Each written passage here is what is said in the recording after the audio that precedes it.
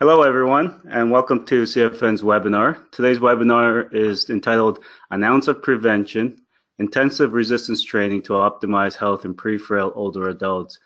Carol Barrett could not join us today, so I'm taking her place. My name is Perry Kim. I'm the Research Manager at CFN. Before we introduce our speakers, if you'll bear with me, we just have a few housekeeping slides to attend to. So once Ada has given her talk, we invite questions to be posted on our question board, and we'll answer as many questions as time permits. Just as a reminder, after the entire session is over, or the webinar is over, a brief survey will pop up on your screen, and we encourage all attendees to give us feedback to improve our webinar series. It really does help. The webinar slides and videos will be available online on our website within 1 to 2 days. Just as a reminder, again, we'll be having a number of webinars in the near future. 3 are listed below, February 28th, March 14th, and April the 11th. I encourage everyone to register right away for these webinars. As a reminder, our 2018 Catalyst Grant Competition is ongoing right now. For those that have submitted an intent to apply, the full applications are due Monday, February 2016 by 5 p.m. Eastern Time. We also have a number of studentship competitions as well. We have the 2018 Summer Student Awards Program. That competition is now closed, and we should be adjudicating those applications soon. Lastly, we have our 2018 CFN Interdisciplinary Fellowship Program. The intent to applies were due in late January, and full applications for those that did submit an intent to apply are due by, in fact, tomorrow by noon Eastern Standard Time. So without further ado, I'd like to introduce our speakers today. Ada Tang is a physical therapist and assistant professor in the School of Rehabilitation Science at McMaster University. She was a clinician scientist for the Heart and Stroke Foundation of Ontario, and Ada Tang is the principal investigator for the CFN grant that funded the study that you're going to hear about today. Ada's PhD student is Christina Novak. She began her PhD in 2015 in the Faculty of Health Sciences at McMaster University. She's the owner of Stave Off, a physiotherapy gym hybrid, which I believe is located in Kingston, Ontario, CFN's home site, if you will. And just as a plug, if you go to staveoff.ca, you'll be able to learn more about that particular gym. So wonderful, thank you. I'll introduce Ada and Christina, and they could begin their presentation.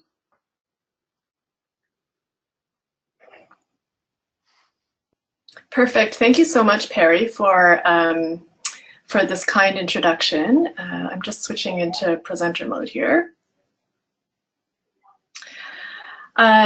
Christina and I would really like to thank the CFN for having us on this webinar series, and certainly for everyone for joining us during your lunch hour today.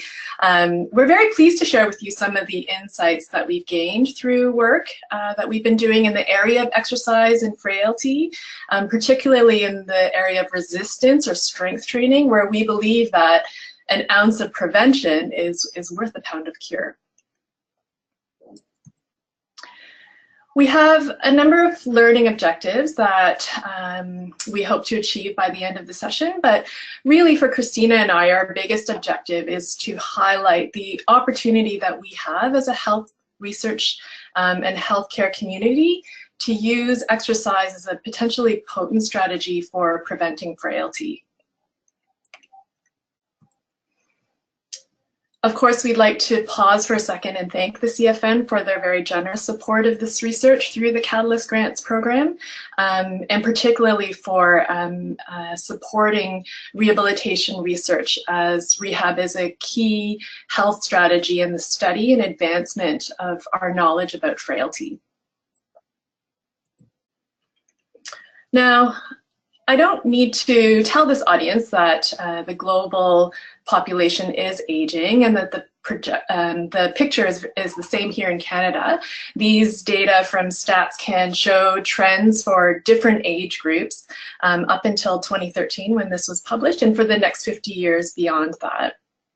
As you can see from the tracing at the bottom of the graph, the proportion of our population who are 65 years and older have been increasing steadily, and both high and low growth projections predict that this demographic will continue to grow in number. But where much of the attention of our aging population has been about reducing the burden on society, we feel that there's a really important opportunity for us to establish effective strategies to help these individuals age successfully.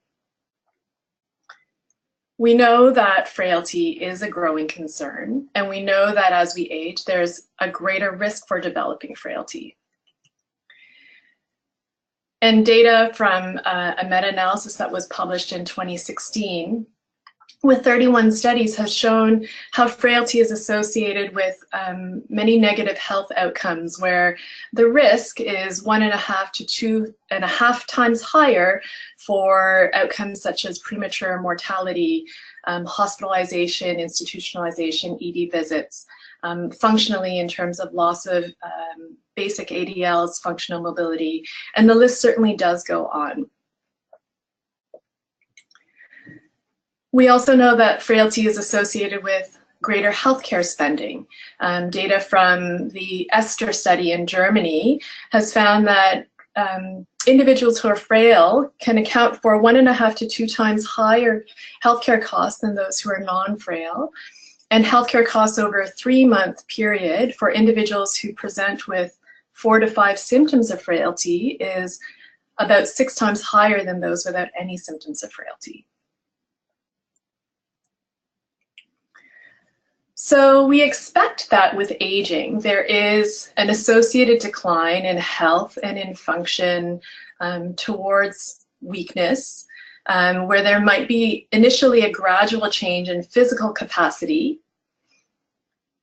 The accumulation of initially these small and maybe subtle or subclinical changes may manifest clinically eventually, where we start to see overt changes in health and function, and ultimately that person can cross the threshold into frailty. But is this an inevitable trajectory? Are these strategies that we can implement to delay or prevent this expected decline? So, spoiler alert is that it's not, otherwise this talk would be over right now. We certainly believe that it is a modifiable course, and we believe that with the appropriate interventions that could be implemented, we could shift this curve upward and delay the onset of frailty. Importantly, we also believe that there may be opportune times to intervene, and perhaps pre-frailty, that kind of intervening state between robustness and frailty, is an ideal time to implement some of these strategies. Pre-frailty is actually quite prevalent, particularly in adults who are not hospitalized or institutionalized. Even in community dwelling older adults, they account for about 50% of the population. So this high prevalence represents another important opportunity for us as health professionals and as health researchers, where it's not a rare onset state or it's highly uncommon, but certainly there's an important window of opportunity for us to intervene to prevent frailty.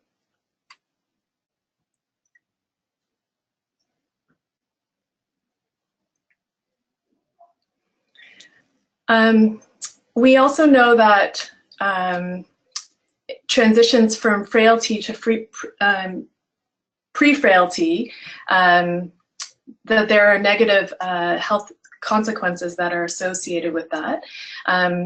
Over an 18-month period, for example, nearly a quarter of people can transition from pre-frailty into full frailty or overt frailty, and that the rate of mortality is quite high in those with frailty compared to those without frailty.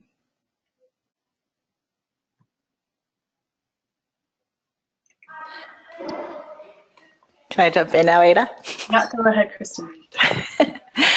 Okay, so what we're trying to conceptualize is that there may be this intermediate pre-frail state that will be an ideal place for us to increase functional resiliency and therefore potentially change the outcomes and change the trajectory of a person's life, which is a huge undertaking, but one that I think has a lot of positive attributes to it, and one that we as healthcare providers should really be working to try to identify these individuals and try and implement exercise interventions at the most appropriate time.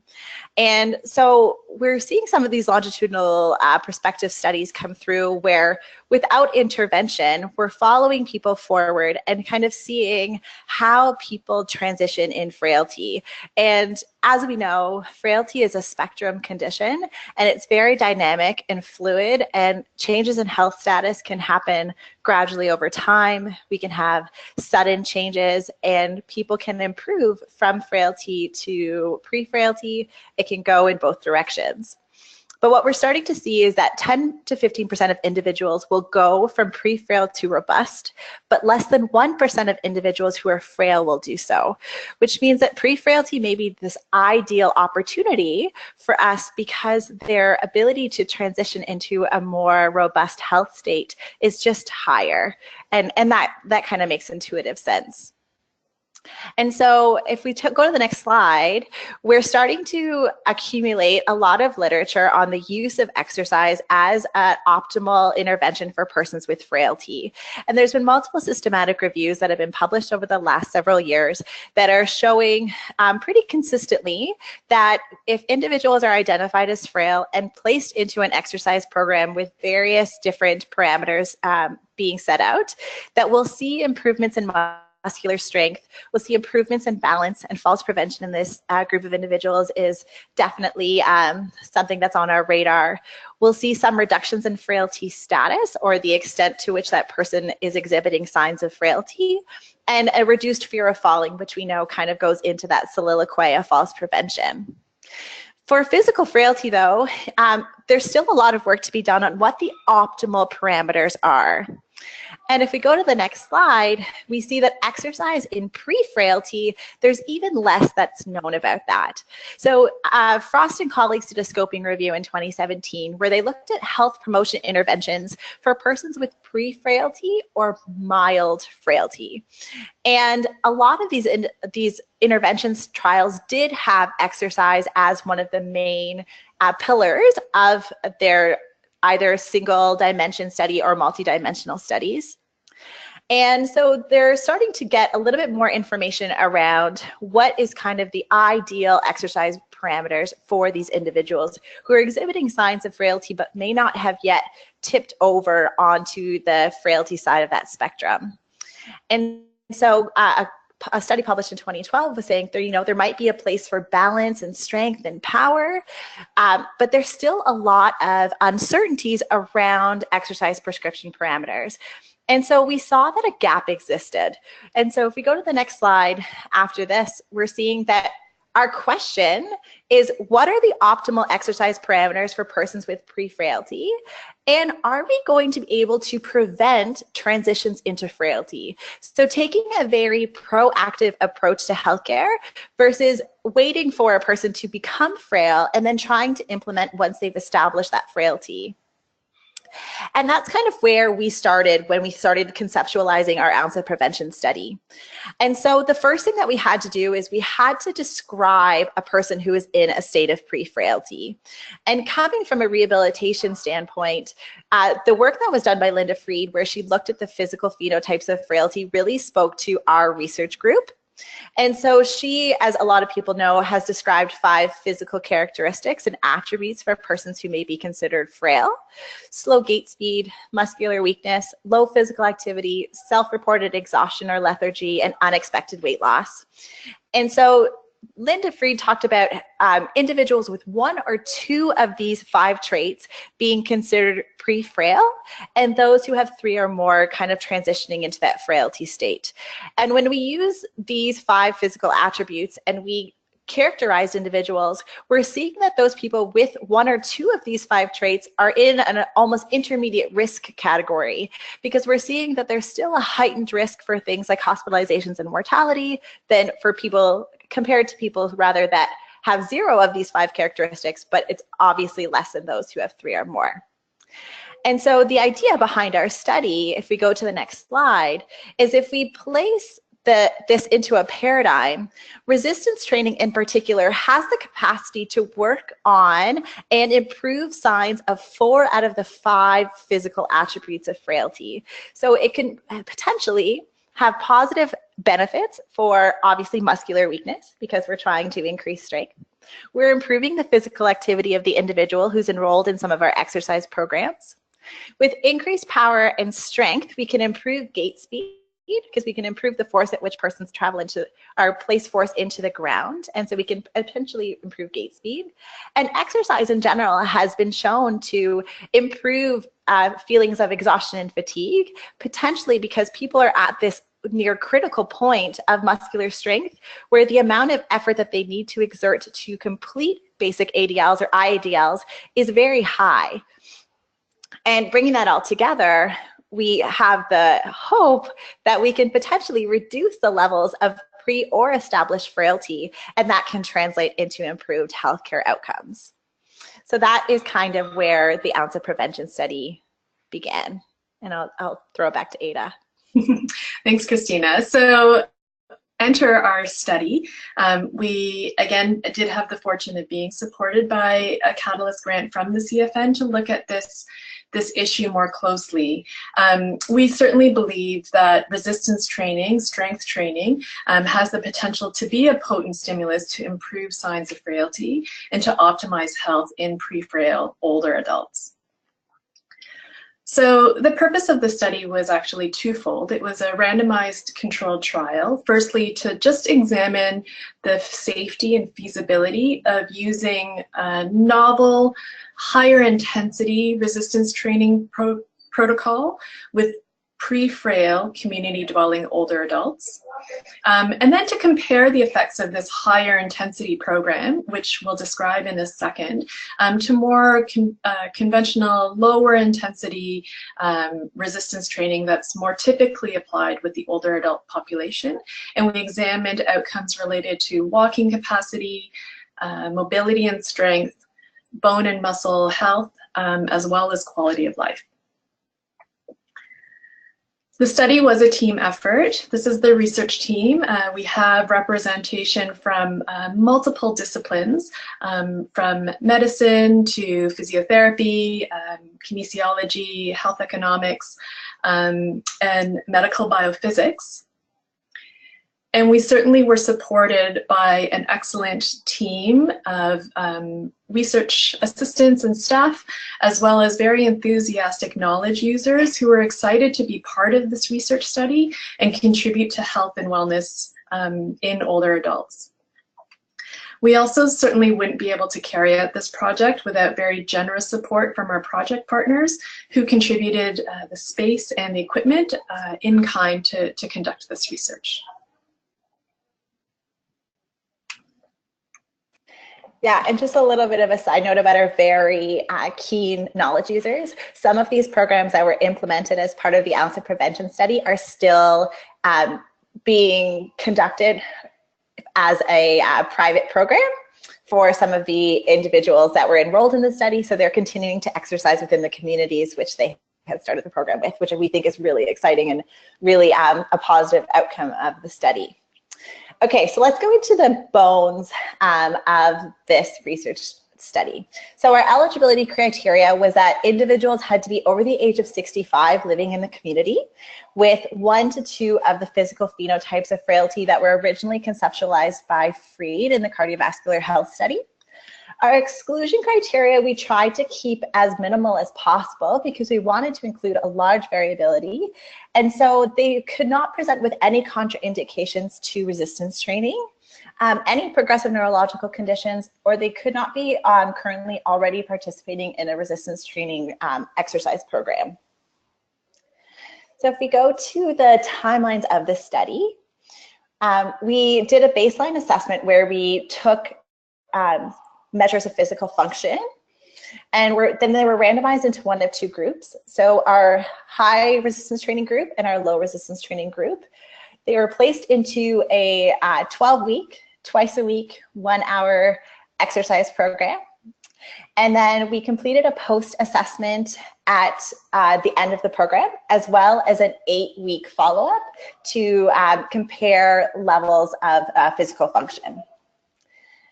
The outcome measure that we used, our primary outcome measure was safety and feasibility. And we defined feasibility as participants coming to over 80% of sessions and an attrition rate of less than 20%. And safety was defined as no occurrence of serious adverse events related to the study intervention. Our primary functional outcome was a 6-minute walk test. And some of our secondary outcome measures were the short physical performance battery, the timed up and go, and the Berg balance scale.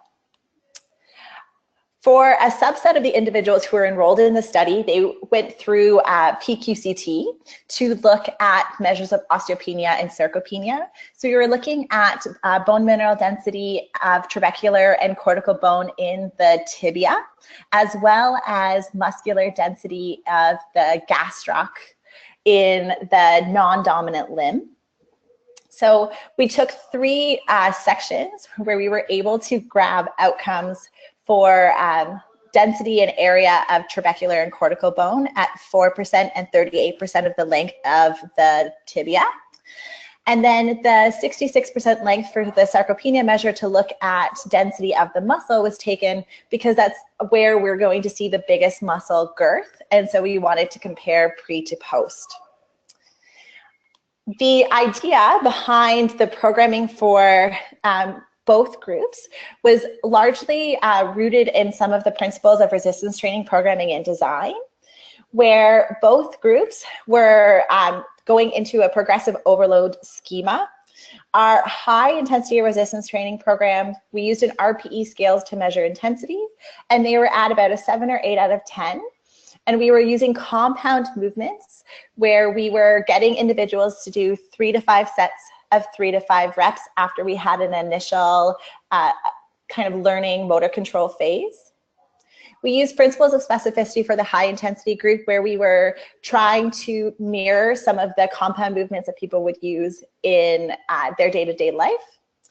The methods of stress and rest, as well as making sure that we had individuals know what the frequency, intensity, time, and type, kind of the FIT principles behind it. Our low intensity resistance training group was still using progressive overload, and we used more of an isolation style exercise prescription principle, where instead of doing compound movements, we were doing just single joint isolation movements like knee extensions. We were still trying to challenge the individual so that when they felt that it was easy, that they would be able to progress in weight or rep scheme. Instead of 3 to 5 by 3 to 5, so 3 to 5 sets by 3 to 5 reps. For the low intensity group, we had them doing 3 sets of 10, progressing to 3 sets of 15, and then increasing weight after they hit that 3 to 15 when they felt that that was easy. If we go to the next slide, we have a comparison of the exercise prescription for each group. So if you see the high intensity group on day 1 would do squats, step ups, strict press, and ring rows, versus the low intensity group was with more of an isolation style exercise prescription, was doing knee extensions, clamshells, bicep curls, and tricep extensions. Similarly with day 2, we had individuals doing deadlifts or rack pulls. They weren't coming from the floor often. We were teaching them either top down or from above the knee up. lunges if able to, depending on orthopedic injuries, dumbbell rows, and bench press if also applicable. And then the low intensity group was doing hamstring curls, bridges, leg lifts, and dumbbell rows. So the results of the study, we had 35 individuals, or 34 individuals rather, that were allocated, 17 in each group. And we did fairly well. We had 2 lost to follow-up in each group. If we look at our baseline demographics, the average age of individuals in each group was between 74 and 75 years of age. We had a good distribution in terms of a male to female ratio. The average number of chronic conditions in both groups was 4, and we had no statistically significant differences on baseline demographics at inception of the cohort after randomization. For objective 1, safety and feasibility, we had high attendance between 82 and 87% for both groups, which is wonderful. And we had no significant adverse events related to the study intervention for both groups, which is great. Looking at some of our functional outcomes, we had a time effect. So both groups improved over time on the 6-minute walk test. So both groups improved just slightly over 50 meters in their 6-minute walk test. But there was no change from post-exercise program to follow-up. So they maintained that level of capacity between post-exercise program and follow-up, which we thought was fantastic. If we look at functional capacity, so the timed up and go, we saw an improvement in time. So for people who are not kind of in the rehabilitation world, the 6-minute walk test is we have individuals walk at a regular pace for 6 minutes with the gait aid that they feel comfortable using if they require one, and they can take rest at any time. The timed up and go, people are standing up from a chair that has arms. They're going to travel 3 meters, turn around, and come back into a seated position rather.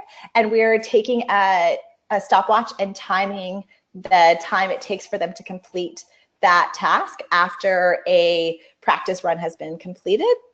And so as for the 6-minute walk test, a higher score means that they have traveled more distance over 6 minutes. For functional capacity, we're seeing that the lower the score, it means that it took them less time to complete this task, which is showing an improvement in some physical ADLs, such as getting up from a chair, walking, and navigating turns. So we were really great that both groups saw an improvement over time that was statistically significant between baseline and post-exercise program, and the differences were maintained between post-exercise and follow-up for both groups. The short physical performance battery, which is on the next slide, there was no statistically significant changes for either group across time points. So I don't know if you guys can see the score. So the short physical performance battery is a test that's completed out of 12, and there's 3 components. There's a balance component where people are asked to go into semi-tandem and tandem stance and see if they're able to complete that without assistance for 10 seconds. There's a gait speed test where they're asked to walk 3 meters, and there's a 5-time sit to stand. So the idea behind the short physical performance battery is that individuals are doing a test of balance, a test of endurance or walking capacity, and 5-time sit to stand, so a test of functional strength. And so there was no change in the short physical performance battery over time. For the Berg balance score, so the Berg is a progressive balance assessment that's often used in the rehabilitation world, where it starts with tasks like being able to sit independently without the use of a backrest, and finishes and gets progressively more challenging to a single leg stand at the end of the test. And it's out of 56, I think. My mind is blanking currently. And we did see an improvement in both groups between baseline and post-exercise, so after the 12 weeks, in their Berg balance score. So for this outcome measure, there was an increase, is meaning that they're able to safely perform higher level balance tasks or balance challenges. compared to before. So at baseline, we had individuals between 50 and 51, so already doing very well, and their scores increased to between 52 and 53. So we did see a couple of points improvement. For our peripheral QCT results, we had the 2 sites at which we were taking measures. So cortical bone was taken at 38% the length of the tibia, and we saw no change pre to post for either group. This is in a small subset of our original sample, so only 11 individuals went through the PQCT. And we also saw no change in trabecular bone area or density pre to post for each group. But that was slightly expected just because of the 12-week short duration of the exercise program. But yes. Okay, so the next slide, the results that we show are clinically meaningful. So as a physiotherapist, the changes in scores that we saw in these outcomes would be very clinically meaningful for me as a clinician, and as well as on physical function for the persons that were taking part in our exercise trial. So although not statistically significant, our p-value was 0.14. There was a 0.9% or 0.9 point difference pre to post exercise program in the high intensity group for the short physical performance battery.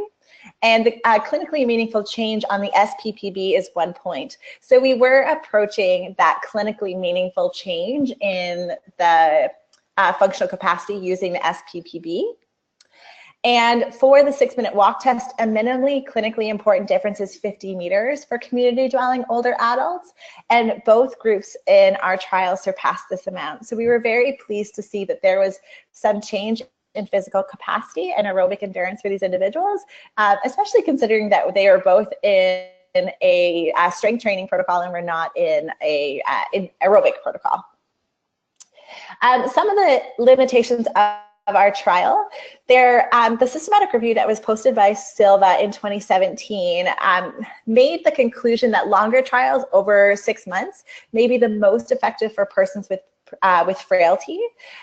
The interventions that were included in the systematic review did not all include pre-frailty, but it may be that a longer exercise trial is needed to see some of these clinically meaningful changes. And the trial was underpowered to begin evaluating interventions that can predict transitions in frailty status. So because of the small sample size of this randomized control trial, we weren't able to adequately assess if we could transition individuals from pre-frailty to robust. But it is something that is very interesting and something that can hopefully come up in the future. So some of our next steps, hopefully, is to perform a larger randomized control trial to investigate transitions in frailty status with intervention and the effects of these exercise programs on physical measures. We also want to complete knowledge translation studies to help clinicians, such as myself, working with older adults that have pre-frailty, to be able to implement an exercise program that's going to give their clients the most optimal outcomes. And I think that is it. Thank you very much for your attention. Does anybody have any questions? Great, thanks Ada and Christina for that talk. Very interesting results. As we wait for questions to come in, and again, I encourage everyone to type in their questions into the question box on your side right panel there. As we wait, maybe I'll just start off with a few questions. So Ada and Christina, you mentioned that the exclusion criteria included people that had previous or had conducted previous resistance training. Did this also take into consideration others that were on cardio type training regimens? So individuals who were involved in an aerobic program were still eligible for inception into our cohort. I would argue, though, that because some of the physical phenotypes include low physical activity and slow gait speed, that individuals who are trained aerobically would likely not meet some of those physical attributes. So although it wasn't an exclusion criteria, I would say that the likelihood of people who are on a strict or progressive aerobic training program would likely not, I could be wrong, but they would probably not meet the inclusion criteria for pre-frailty. Great, thank you, Christina. We're actually getting quite a few questions here, so maybe I'll just jump into the questions. I believe you answered this one, but we have a question. How did you measure safety and feasibility? And I believe you actually did address this, but maybe more specifically, they're asking what type of adverse events you were trying to consider monitoring and that sort of thing. So for individuals who are enrolled in the study, we were looking for so serious adverse events could be obviously falls and fractures or any type of injury that was persistent over the course of the exercise trial that would exclude them from being able to continue. We did look at any aches or muscle pains. And so in both groups, there was 1 or 2 individuals who did experience muscle soreness that lasted for approximately 48 hours. But we didn't have any flare-ups in orthopedic injuries that had been present before the exercise trial, and there was no serious adverse events that required individuals to exit the study in relation to the exercise programming. Great, thank you. We've got a number of questions here. A couple of questions are sort of a similar theme. So was muscle girth, I guess, at the calf or the quad measured during this study?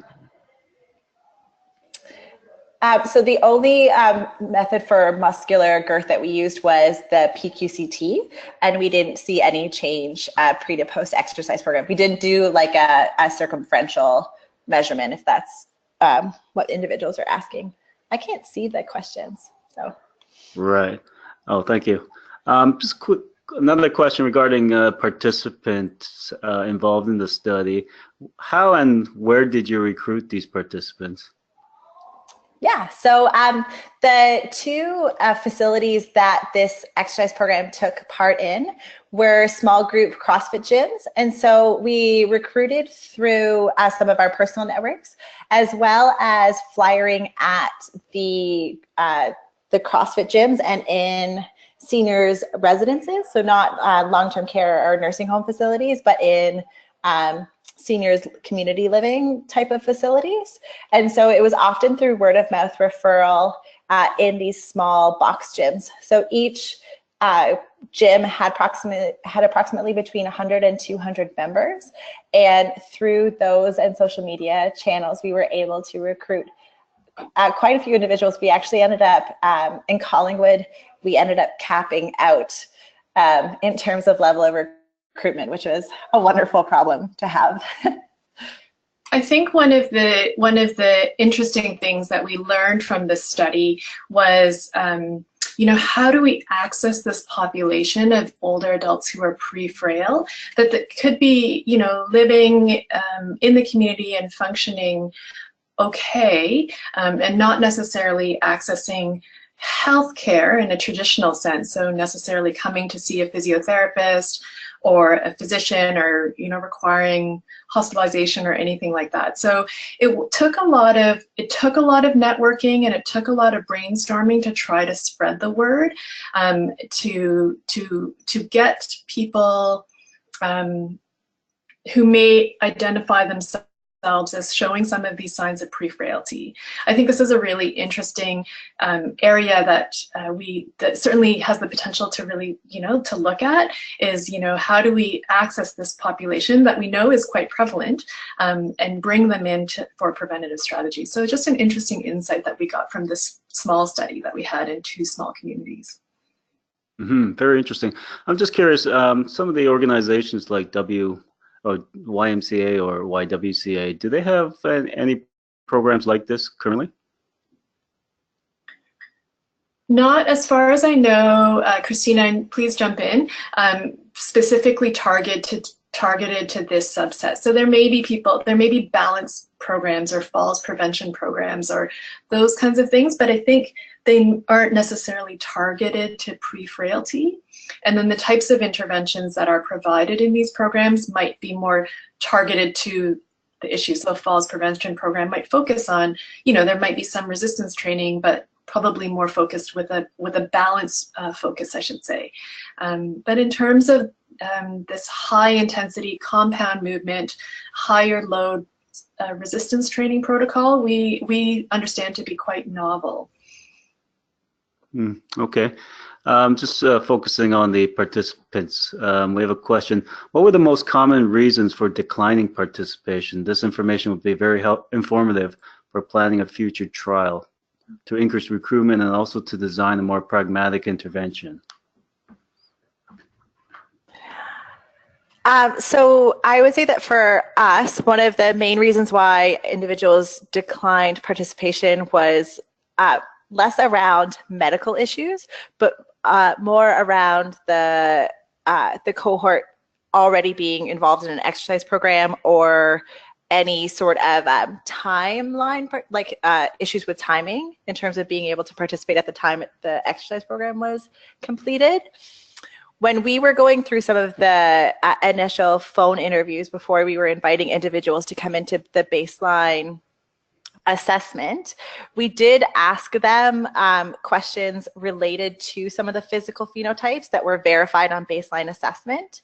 And so often the reasons were because of already participating in an exercise program or not having some of the other physical phenotypes like with difficulty with gait speed or self-reported exhaustion.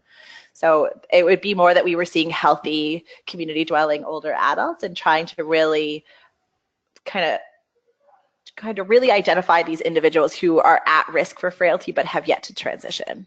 Ada, would you add anything else? Yeah, no, I would agree with that. I would definitely agree with that. Great, thank you. So related to the Linda Fried test, how did the results change the number of physical phenotype traits as described by Linda Fried? In terms of the transitions between frailty states? Yeah, I guess asking was the pre-frailty assessment done after exercise, and was there a change in the phenotypes measured? So that is one of the outcomes that I think we're still going to try and look into. Our study was underpowered to look at transitions in frailty states, but it's going to be a secondary analysis that we're going to look at after we've kind of seen some of the primary outcomes. Okay, fair enough. So related to this, in your population, so this is a question, in your population, what were the most common frailty criteria, the ones that ruled particular individuals in as being pre-frail? Yep, muscular weakness and self-reported exhaustion were the two. And that's fairly consistent with some of the literature that's come out that's just trying to describe the most prevalent characteristics in this cohort. So it seems pretty consistent with the literature. Right, great. Just a general question. Is there any differences in considering resistance or strength training between male and female individuals? In terms of how we would prescribe the exercise program? Yes. Would there be differences in the exercise program, or is that not a consideration? That wouldn't be a consideration. Of course, we're going to see that muscular strength is lower in women at baseline compared to men. And so their starting point would be different. But in terms of the way that we progress their exercise program, the way that we interpret RPE, there would be no change. Okay. And certainly, Christina, the exercises were the same regardless if they were a man or a woman. They still performed the same movements, the same exercises. Just the loads may be adjusted or the position may be adjusted, but that was really based on their functional ability more so than their sex. Okay, thank you. Question about nutrition. Was were the diets of individuals on high or low intensity different, or were there any recommendations with respect to that? We didn't make any. Sorry, you can go ahead, Ada. I was going to say that's a really good question, but it was not something that we had assessed or measured or collected. Do we know anything about changes in nutrition and how they might affect pre-frail and the transition back to sort of a better baseline state? In terms of nutritional intervention in the literature, I haven't seen anything specifically on pre-frailty. The scoping review that Frost had published in 2017, some of the health promotion interventions were multifaceted, with protein supplementation in particular being one of the ways to mitigate some of the losses in muscular strength that tend to be a pillar in both pre-frailty and frail older adults. But I haven't seen a ton of the literature on nutritional interventions alone in this cohort. I know there is some evidence for different, obviously, nutritional interventions for individuals who are frail, but I can't speak to I've seen any specific interventions for pre-frail older adults. Right. Thank you. Just as a follow-up to one of the questions and answers, one of our listeners has mentioned that the YMCA program teaches strength training to people with chronic conditions, just not specifically pre-frailty. So that's consistent with, I believe, your understanding of the programs out there. Sorry, go on. I'm sorry, Perry. I was just going to say, I think there's lots of opportunities. There's lots of terrific programs that are existing out in the community. And I think, you know, the more that we can build an evidence base around the pre-frail cohort and what potentially we can do to improve health and wellness with them, there's lots of platforms where and opportunities for knowledge translation and implementation, because there are already kind of a very good foundation of programs that are out there that could then be adapted for pre-frailty. Yeah, absolutely. That'd be great. A lot of comments about a great presentation. 2 questions. Wondering what RPE scale you use to measure effort. That's question number 1. And from the same listener, why directly measure muscle mass instead of muscle strength? So the RPE scale that we used was between 1 and 10. So we just felt that it was slightly easier for some of our participants to understand the 1 to 10 scale versus a 6 to 20 scale. And we just haven't done some of the further secondary analysis on some of the muscular strength. We did take knee extensor and grip strength measures. We're just still in the analysis phase for that. So we did take muscle density measures as well as physical measures of muscular strength. Fair enough. I look forward to the actually the large RCT. So related to that question, is it possible to get these specific exercises used for high and low intensity group? I believe you did mention them, but I guess they want more specifics on the particular exercises. Related to this, I believe all your emails will be available for follow-on questions and answers. Absolutely. Absolutely. Great. Please reach out to either of us. Yeah. Great. So our next question, kind of related to nutrition. Evidence shows that resistance exercise and nutrition are complementary in reversing frailty. Were there any interventions such as protein intake? And I believe you've already addressed that wasn't followed, but most likely would be something that might be beneficial to some pre-frail individuals. So I think for sure, anecdotally, when I've seen members of our gym that are enrolled in some of these style of exercise programs, and we ask them about their nutrition, protein intake is consistently fairly low in some of our older adult participants. And so I can definitely see that this would be a good adjunct to this type of exercise programming.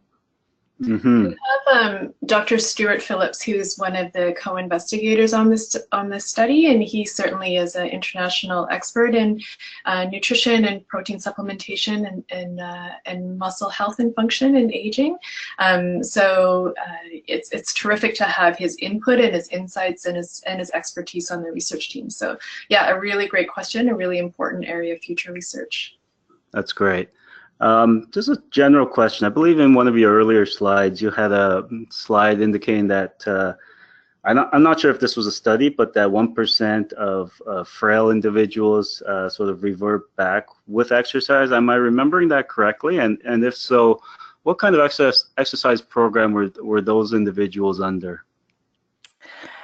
Yeah, so in the introduction, that was actually Thomas Gill's research, but there was no intervention present. So it was saying as he followed individuals over time, just dynamically with the nature of conceptualizing frailty across the spectrum, there were 10 to 15% of individuals in the pre-frailty category who reverted back to a robust state of health, but less than 1% of individuals with frailty did revert back to robustness.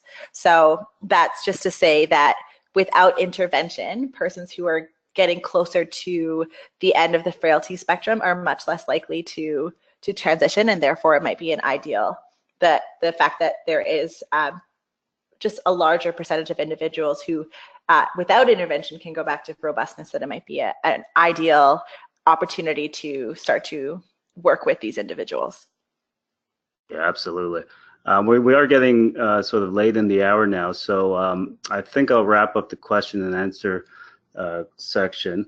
Just want to maybe ask a general question, which is, are there any general rules or things to consider when embarking on an exercise program for pre-frail individuals that our listeners could sort of take to heart and maybe start to implement?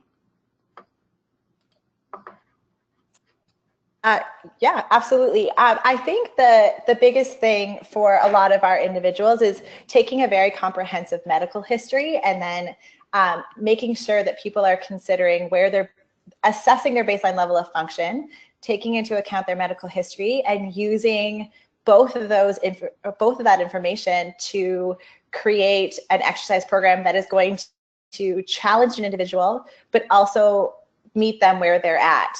An example is somebody who has moderate to severe osteoporosis. I'm not going to start loading up a barbell and getting them to hip hinge the very first time that I see them. And so making sure that you're being thorough with your assessment. And then once you have an individual that you're working with and the motor control aspects are there and the prerequisite levels of strength are there, that we need to start progressing these exercise programs. The thing that was consistent between the high intensity group and the low intensity group was the progressive overload principle.